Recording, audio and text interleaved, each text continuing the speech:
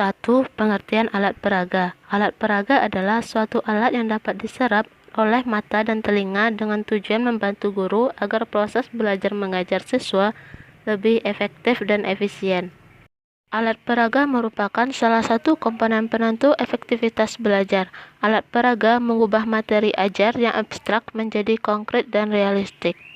Pengertian alat peraga menurut para ahli. Yang pertama menurut Wijaya dan Rushan pada tahun 1994. Dukungan pendidikan berarti bahwa media pendidikan dapat berfungsi sebagai stimulus untuk belajar dan memotivasi siswa untuk belajar dan tidak bosan mencapai tujuan pembelajaran.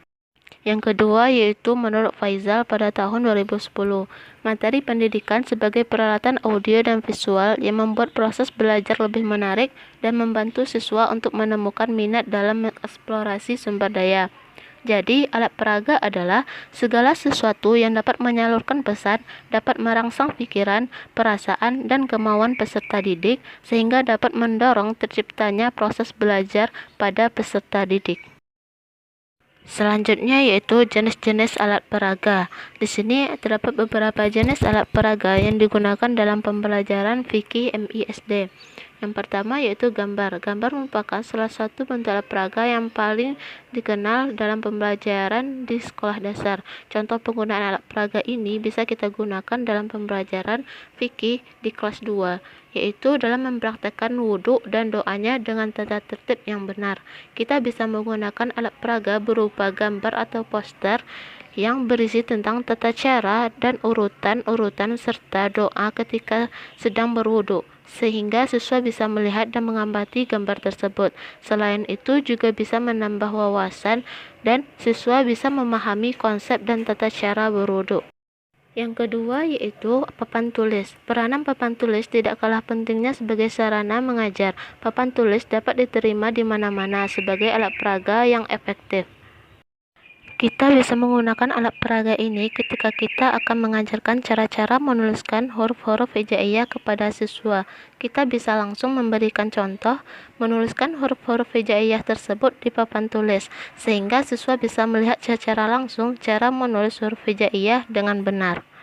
Jenis alat peraga yang ketiga yaitu lagu. Lagu merupakan media yang baik untuk membantu proses belajar.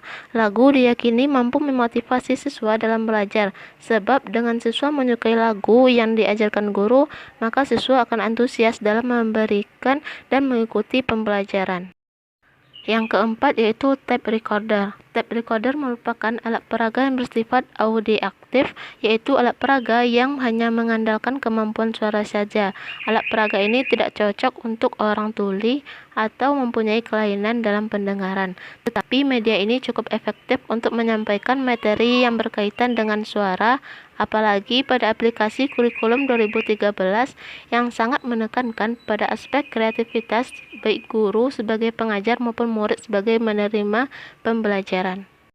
Yang kelima, video kaset. Video kaset merupakan alat peraga audiovisual yaitu media yang mempunyai unsur suara dan unsur gambar. Yang keenam yaitu benda asli. Maksud benda asli di sini adalah alat peraga yang kita gunakan memang merupakan benda yang digunakan dalam aplikasinya sehari-hari dalam fikih yang barangnya dapat digunakan dan mudah diperoleh. Kelebihan dan kekurangan menggunakan alat peraga. Yang pertama yaitu kelebihan penggunaan alat peraga. 1. Menemukan minat belajar siswa karena pelajaran menjadi lebih menarik. Kedua, memperjelas makna bahan pelajaran sehingga siswa lebih mudah memahaminya. Ketiga, metode mengajar akan lebih bervariasi sehingga siswa tidak akan mudah bosan. Yang keempat, membuat siswa lebih aktif melakukan kegiatan belajar seperti mengamati, melakukan, dan mendemonstrasikan. Selanjutnya yaitu kekurangan alat peraga. Yang pertama, mengajar dengan memakai alat peraga lebih banyak menuntut guru. Yang kedua, banyak waktu yang diperlukan untuk persiapan. Yang ketiga, perlu kesediaan berkorban secara material. Fungsi alat peraga. Yang pertama, untuk membangkitkan minat siswa dalam mengikuti proses pembelajaran.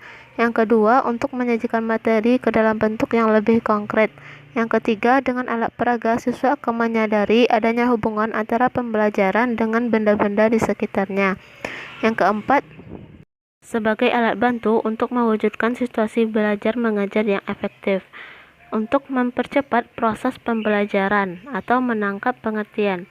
Selanjutnya, untuk mempertinggi mutu pembelajaran.